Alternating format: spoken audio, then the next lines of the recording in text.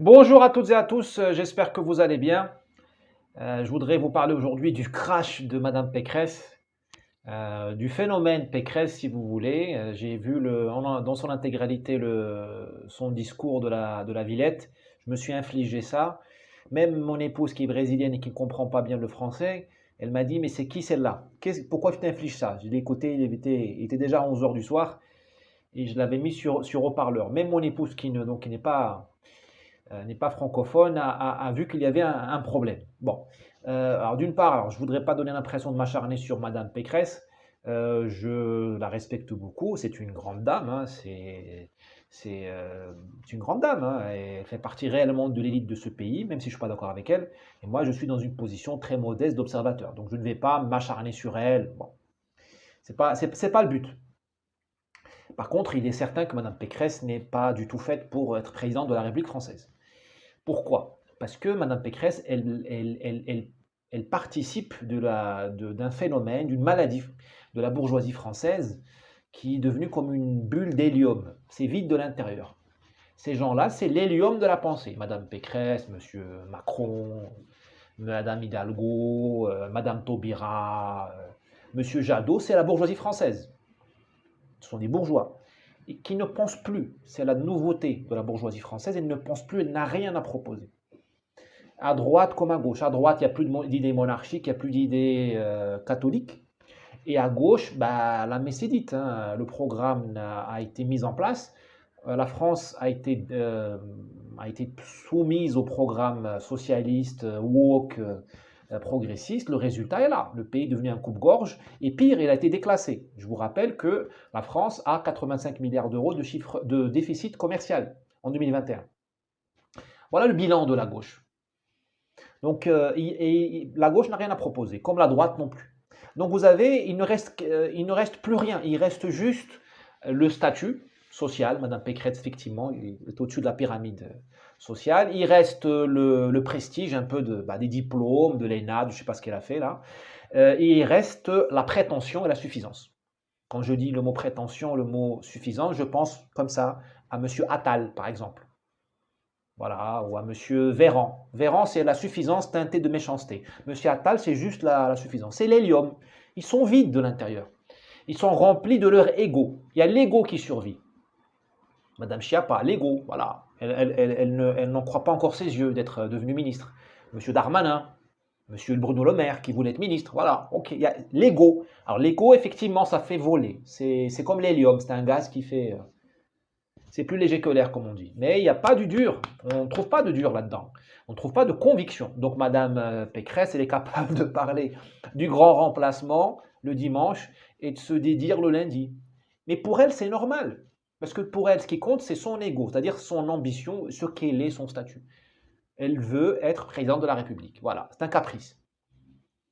Et il faut donc que nous lui donnions ce caprice. Sinon, nous sommes machos. Elle s'est prononcée sur BFM en disant: si j'étais un homme, on ne m'aurait pas autant critiqué. Non, madame, c'est une prestation calamiteuse.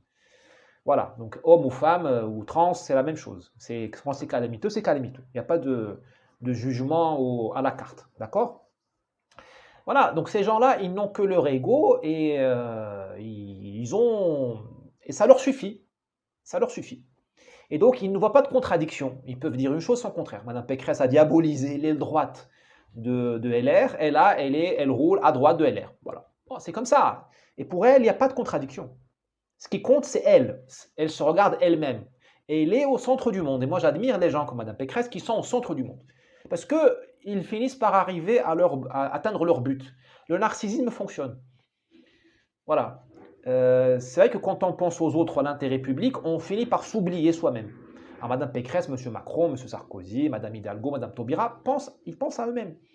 Évidemment, ils mettent ça derrière une bulle d'air avec des marqueurs, hein, les droits de l'homme, le discours du développement durable, enfin bon, toutes ces bêtises qui fonctionnent, hein, qui trompent les bonnes âmes, qui font que des gens encore votent pour cette bourgeoisie-là. Mais c'est dramatique, une bourgeoisie qui n'a plus d'idées, c'est terrible. Cette bourgeoisie-là, elle n'a plus que des indignations. Madame Pécresse est capable de s'indigner sur tout. Demain, il y a, je sais pas moi, une émeute en Chine qui est réprimée, elle va s'indigner. Demain, vous avez un enfant qui se noie en Méditerranée, il va s'indigner. Voilà, elle va s'indigner. Ils ne peuvent plus que s'indigner. D'ailleurs, ils n'ont plus d'idéaux, ces gens-là. Ces gens-là n'ont plus accès à la transcendance. Ils sont aplatis. C'est pour ça que j'appelle ça une bourgeoisie composée de nains et d'eunuques. Les nains, bah, bon, les eunuques, j'en ai assez parlé, hein, mais les nains, ils sont rapetissés. Ils ne vivent pas dans un monde en 3D, 4D. Je pense que De Gaulle vivait dans un monde en 5D. De Gaulle, il voyait la France, mais sur 2000 ans. Monsieur Macron, pour lui, la vie a commencé quand il a fait Sciences Po, ou quand il est né, en 77, je crois. Pour Monsieur Macron, la vie, le monde, l'Europe, l'an 1, c'était 1977. Voilà. Et avant, mais ils s'en foutent, c'était des barbares. Les Français étaient des sauvages, des pétainistes, des, je sais pas quoi. Voilà. Pour Madame Pécresse, peut-être que l'an 1, c'est le jour où elle a été élue à l'Île-de-France, patron de la région. Je ne sais pas. Donc vous avez aujourd'hui comme ils sont rapetissés, comme ils voient les choses en 2D, c'est leur petit CV, c'est leur petit monde, leur petite bourgeoisie, tout ça. Ils n'ont plus le souffle vital, ils n'ont plus leurs yeux ne brillent pas. Vous voyez, Madame Pécresse, ses yeux ne brillent pas. Elle aurait pu réciter les chiffres, le bilan d'une société du CAC 40, elle aurait été aussi charismatique. Je veux dire, elle n'habite pas son discours, ça se voit. Elle aurait pu d'ailleurs réciter un discours en arabe, hein, en phonétique, elle l'aurait lu. Hein. Elle aurait pu faire un discours d'intronisation à l'Azhar ou en l'honneur du roi d'Arabie Saoudite. Elle aurait été aussi bonne ou aussi mauvaise. Pardon, je suis très méchant, mais c'est pour être sûr d'être voilà, pour être très extrêmement clair. Donc ces gens-là, comme ils sont vides de l'intérieur, n'importe qui peut les représenter. D'où Greta. Vous vous rendez compte, le Greta parle au nom de la bourgeoisie européenne, parce que le problème français est un problème européen et occidental. C'est pareil aux États-Unis, c'est pareil au Brésil. Hein. La bourgeoisie est vide de l'intérieur. Elle fait du pognon, fait de l'argent. Pognon de dingue, comme dirait M. Macron. Et donc c'est Greta. Donc vous n'avez plus de philosophes. Il n'y a plus d'Albert Camus, vous savez, des gens de Malraux, d'écrivains comme du genre de François Mauriac. Vous avez que des malades mentaux là qui nous servent d'écrivains tourmentés. Enfin bon, je ne vais pas non plus être trop méchant ni être inexact. Il y a des grands intellectuels, mais vous voyez bien que le niveau a baissé et qu'on n'a plus la profusion de talents que nous avions dans les années 50-60. Parce que cette bourgeoisie ne croit plus en rien. Et comme elle ne croit plus en rien, n'importe qui peut la représenter. Demain, un chien lassie, lassie pourra être l'égérie de la bourgeoisie française. Le combat animaliste, pourquoi pas? Ou peut-être un petit chaton, ou un chat, ou peut-être un oiseau. Puisque ces gens-là, comment dirais-je, ils n'ont plus besoin d'être incarnés par des grands intellectuels qui écrasent ou par des grands leaders. C'est pour ça que le leadership s'écrase et que des gens comme Darmanin peuvent être ministre de l'Intérieur ou des gens comme Attal ou des gens comme Macron peuvent devenir président. On n'a pas besoin de transcendance. Tout le monde est petit. Alors il suffit d'être sur un strapontin pour dominer. On est dominé par des nains parce que nous sommes devenus des nains. Je dirais même des insectes, mais là je suis trop méchant. Et je ne suis pas un insecte, vous n'êtes pas un insecte, hein, donc ne nous autoflagellons pas. Voilà où on en est. Donc c'est l'hélium de la pensée qui donne lieu à l'ego, et seulement à l'ego avec l'émotion, l'indignation et les contradictions tout à fait assumées. Voilà. Maintenant, le problème, c'est que Madame Pécresse, elle n'est qu'un exemple parmi d'autres. Vous avez tout un vide qui s'est installé en Occident. Nous sommes bâtis sur du vide, on ne croit plus en rien. Donc on est devenus des porte-drapeaux. Alors tout le monde est LGBT, indigéniste, marxiste, libéral, parce que quand tu es vide, eh bien, tu t'accroches à tout. Tu deviens fétichiste. Demain, l'égérie de ces gens-là, ça peut être un coq. Vous savez, comme chez les vaudous du Nigeria, les Yoruba, ou je ne sais quelle tribu du Nigeria, quel peuple du Nigeria, ou même du Venezuela, parce que l'esclavage a fait que l'Afrique est au Brésil, est au Venezuela notamment. Vous avez parfois des rites où il tue un coq ou une poule et il boit son sang. Ben, on pourrait demain avoir ça dans la bourgeoisie française. Après avoir adulé Greta, demain ils vont aduler, je vous ai dit, un chat ou un chien, ou peut-être qu'ils vont boire le sang sacré d'une poule pour se reconnecter à la nature. Vous savez, du véganisme au fétichisme, au cannibalisme, je pense qu'il y a il y a des connexions assez évidentes, hein, puisqu'on est dans le monde des dingos. Ces gens-là ne sont pas, ils sont animés juste par eux-mêmes. Vous voyez par exemple les libéraux.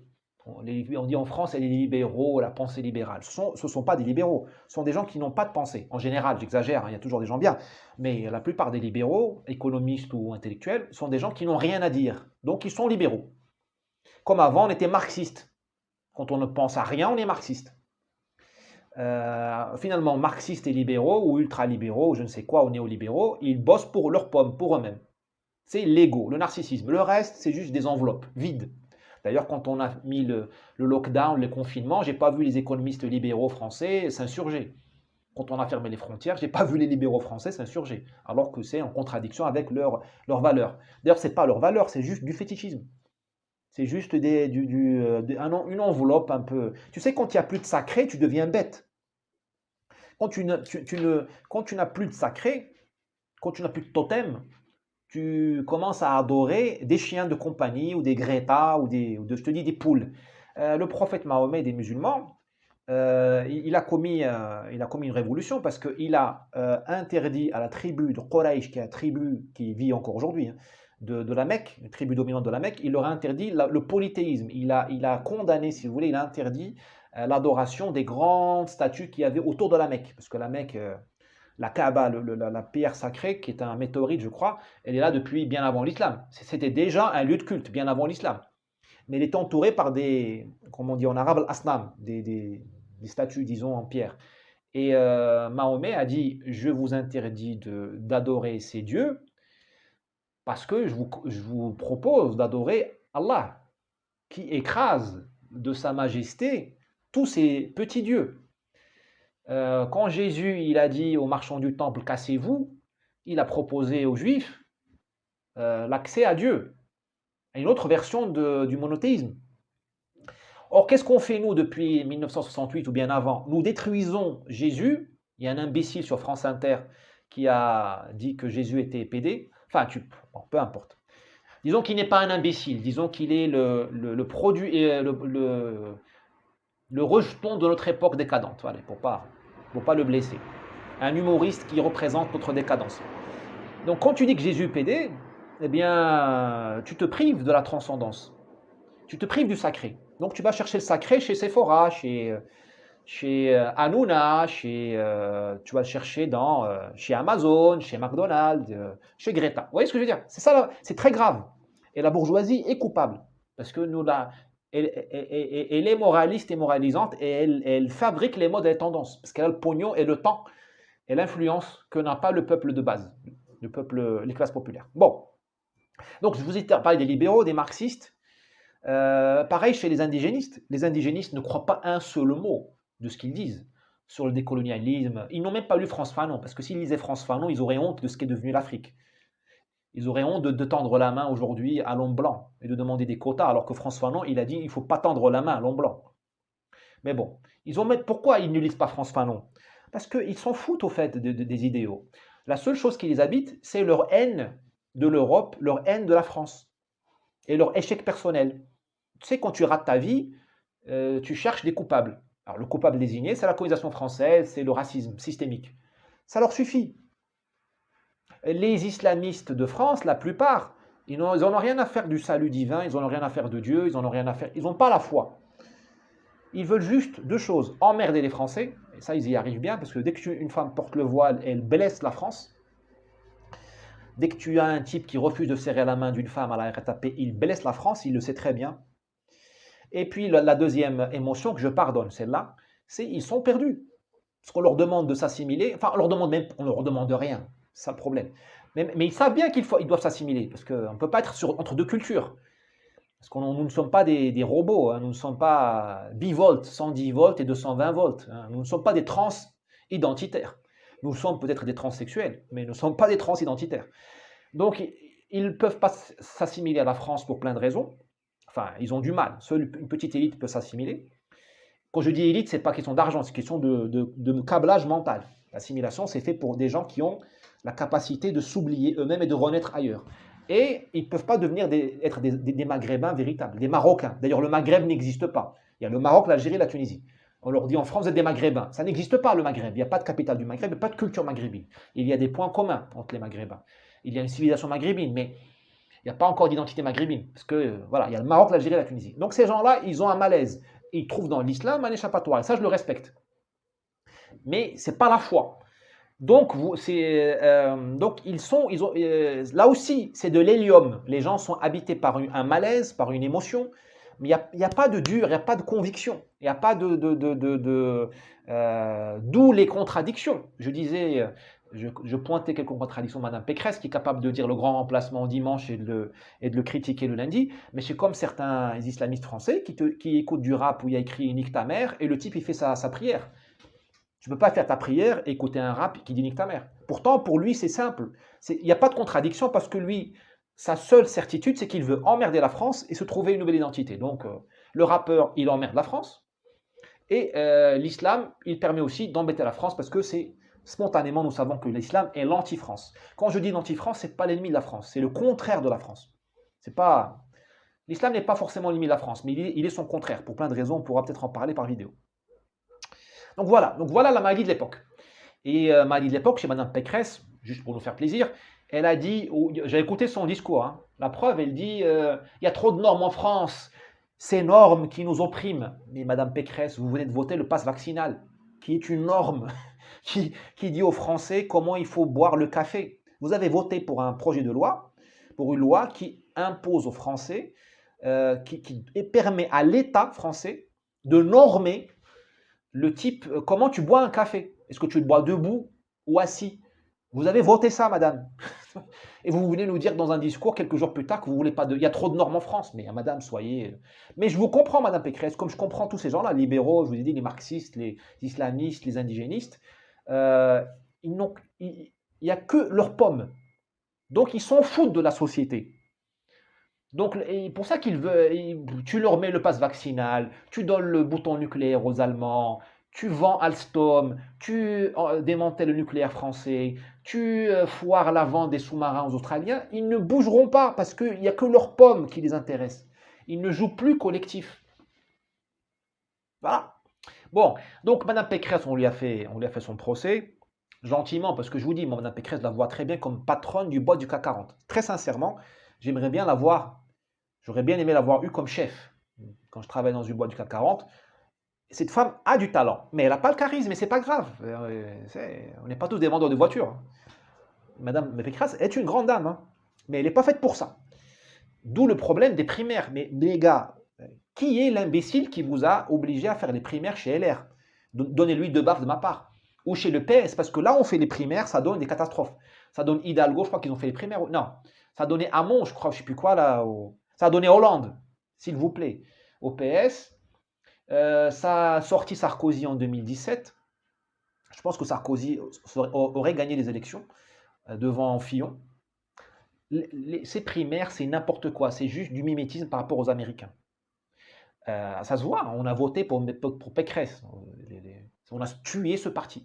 Comment on va tuer les socialistes? Pour une fois, ils ont raison, ils n'ont pas fait les primaires. Mais bon, ils ont eu Taubira et Hidalgo, ils sont mal barrés. Bon, donc ces primaires-là, ça montre aussi que nous avons perdu la boule. Nous ne savons plus, comme il n'y a plus de leaders naturels, eh bien nous cherchons les leaders naturels dans les Kinder Bueno. Ça, le primaire, tu casses le Kinder Bueno, tu dis, voilà. Ça ne marche pas. Le chef véritable, à mon humble avis, n'émerge pas par un référendum. Alors ça va contre ce que dit De Gaulle pour la Ve République, mais il y a eu De Gaulle d'abord, puis la Ve République. Il y a eu Napoléon d'abord, puis l'Empire. Il y a eu Napoléon III d'abord, puis le Second Empire. D'accord? Ce n'est pas le référendum ou le vote, le suffrage universel qui a fait De Gaulle en 62-65, je ne sais plus. Non, c'est De Gaulle d'abord. Vous voyez le problème? Il faut d'abord le leadership. Puis ensuite, on fait le référendum pour légitimer. On fait le régime politique. Là, nous avons des lois merveilleuses, mais nous avons des nains et des eunuques. On est mal barré et je n'ai pas la solution. Bon, pour conclure, Madame Pécresse, elle a des concurrents, comme Macron. Macron souffre de la même maladie. Macron, c'est une bulle d'hélium de gauche, ou du centre-gauche. C'est un bourgeois. Donc il souffre de la même maladie que Mme Pécresse, c'est la bulle d'hélium, il est rempli à son ego. Par rapport à Madame Pécresse, il a un avantage. Il a deux avantages. Comme le dit mon ami Pierre-Yves Rougeron, lui, il a crevé les yeux des Français de souche. Grâce à ses CRS, à ses braves, ses lâches, comme ils les appellent. Donc, lui, il a prouvé à l'oligarchie qu'il se fait le boulot. Madame Pécresse, elle n'a pas encore prouvé qu'elle était capable de crever les yeux des Françaises ou d'amputer les mains des Françaises. Il a un avantage. Second avantage, il est voyou. Voyou dans ma bouche n'est plus péjoratif, comme disait mon regretté père. Le monde appartient aux voyous. Le monde actuel appartient aux voyous. Le monde n'est plus cartésien. Sarkozy aussi a un côté voyou. C'est pour ça qu'il a sorti une personne que j'admire, c'est M. de Villepin. Rappelez-vous de la bagarre Sarkozy-de Villepin, le voyou a gagné. Encore une fois, le voyou, ce n'est pas une injure maintenant. Le voyou, on vit dans un monde pré-apocalyptique. C'est le jugement dernier qui arrive. Donc, comme on dit en arabe, les signes avant-coureurs de la fin du monde. L'heure arrive. Eh bien, c'est quand les voyous gagnent le pouvoir. Donc, encore une fois, voyou, c'est presque un compliment. Donc, Mme Pécresse n'a pas ce côté voyou. C'est une fille bien. Bon, en entreprise, elle peut t'écraser, elle peut te laminer, et sans perdre le sommeil. Mais c'est pas Sarkozy, c'est pas Macron. D'accord? Voilà. Il y a Zemmour là-dedans. Bah, Zemmour, vous savez, c'est un ovni. Parce que c'est pas un voyou, c'est pas un politicien. Évidemment, il a un côté sombre. Je rappelle à tous les enfants, à tous les enfants qui ont plus de 40 ans, qui votent, qu'il n'y a pas de sainteté. La sainteté, elle est au ciel. Hein. Donc, vous n'allez pas élire Saint François, enfin, je sais pas, Saint Thomas ou, je sais pas, François d'Aquin, je sais pas quoi. Là, on va élire des hommes et des femmes qui ont une part sombre. Zemmour a une part sombre. Bah oui, bah, il faut travailler avec. Hein. Si vous voulez la pureté, bah, vous devenez salafiste ou islamiste, ou vous attendez la mort pour rencontrer les anges au ciel. Et la pureté, elle n'est pas ici-bas. Donc Zemmour, c'est un ovni, ce n'est pas un politicien. Malheureusement, il est face à un peuple qui refuse le changement. Les Français se plaignent tout le temps, mais ils reprochent à Zemmour, ils disent que Zemmour les inquiète. Alors j'ai vu que 60% des Français apparemment sont inquiétés par Zemmour, mais nous avons un peuple dont je fais partie, hein, je ne suis pas au-dessus des gens, je ne suis pas au-dessus de la mêlée. Nous avons un peuple, j'espère que vous m'entendez bien, nous avons un peuple nous avons un peuple, je me rends compte qu'on est à 22 minutes et je n'ai pas un bon micro, je vais parler directement dans le micro. Nous avons un peuple qui veut le changement, mais qui ne veut pas le changement. Enfin, qui veut des résultats, il veut une amélioration, mais il ne veut pas le changement. Ils veulent plus de racailles, ils veulent la sécurité, ils veulent l'hôpital, ils veulent les maisons de retraite qui fonctionnent, pas celles de Orpea, ils veulent la souveraineté nationale, mais ils ne veulent pas aller à l'encontre de la Commission de Bruxelles, ils ne veulent pas qu'on fronce les sourcils face à Bruxelles, ils ne veulent pas qu'on construise des places de prison. Ah, les mecs, à un moment donné, il faut sortir de l'enfance. Hein. Pauvre Zemmour quand même. Hein. Parce que je suis quand même abasourdi de voir des sondages qui disent qu'il effraie les Français. Moi, à ma connaissance, les gens qui ont commis le Bataclan, ils ne voteront pas Zemmour. Hein. Ils n'auraient pas voté Zemmour. Je ne pense pas que Salah Abdeslam aurait voté Zemmour. Je pense qu'il aurait plus voté à l'extrême gauche, voire Macron. Les gens qui ont tué Samuel Paty ou qui ont conspiré contre lui, ce n'étaient pas des Zemmouriens. Enfin, quand même. Les gens qui pissent, qui font leurs besoins sous vos yeux dans le métro parisien, ce ne sont pas des gens qui votent Zemmour quand même. Hein. Donc, si vous voulez vous inquiéter, inquiétez-vous pour ce qui est réellement inquiétant. Très bien, il n'y a pas les gens qui donnent 100 coups de couteau par jour, il y a 100 agressions à l'arme blanche en France par jour. Bah, c'est pas des gens qui crient vive Zemmour, hein. Je pense pas, non, même, quand même. Enfin, faut pas déconner. Et ainsi de suite. Voilà. Et pourtant, elle tourne. Et pourtant, la Terre tourne. Et pourtant, la France est un grand pays. Malgré ça, parce que la nature humaine n'a pas changé. Ce qui a changé, c'est notre regard. Parce que, comme je vous dis, à cause de la gauche, le monde commence en 80 pour nous. Parce que nous avons été coupés de nos racines. Si nous connaissions nos racines, notre histoire, nous saurions que la France a des périodes d'absence, des périodes de cruauté. Comme la Révolution française, qui était un immense bain de sang. Moi, je ne l'écris pas en majuscule, R majuscule, F majuscule, c'est minuscule. Cet immense bain de sang a duré une dizaine d'années, voire plus. Et c'est un événement purement français. Les Jacobins, ce n'étaient pas des Maghrébins. Hein. Les montagnards, Robespierre, ce n'était pas un Kabyle ou un Marocain ou un Tchétchène. Hein. Pourtant, il en a coupé des têtes. Hein. La Saint-Barthélemy, ça n'a pas été commis par des supporters qui chantaient Viva l'Algérie, hein. C'était un crime franco-français. Le peuple français a des moments d'absence où il est pris par une pulsion de mort.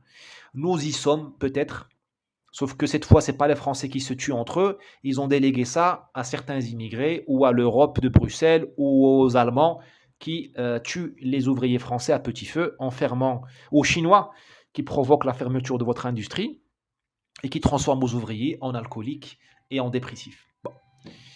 Écoutez, donc si nous avions cette vision-là en tête, peut-être que nous pardonnerions ce peuple français et nous le garderions dans les yeux. Il ne faut pas le sacraliser, ce peuple.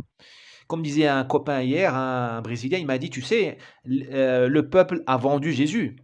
Les Romains ont dit au peuple, vous voulez qu'on tue qui doit mourir aujourd'hui, Barabbas ou Jésus? Et le peuple a voté pour Jésus, pour la mort de Jésus. Donc quand on me dit le populisme c'est bien, je dis attention, le peuple est capable du pire aussi.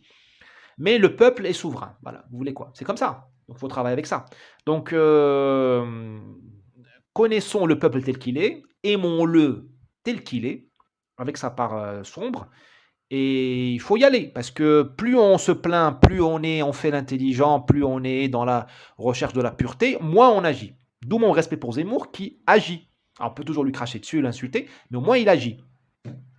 J'espère que nous serons tous à la hauteur de son engagement. Allez, à demain.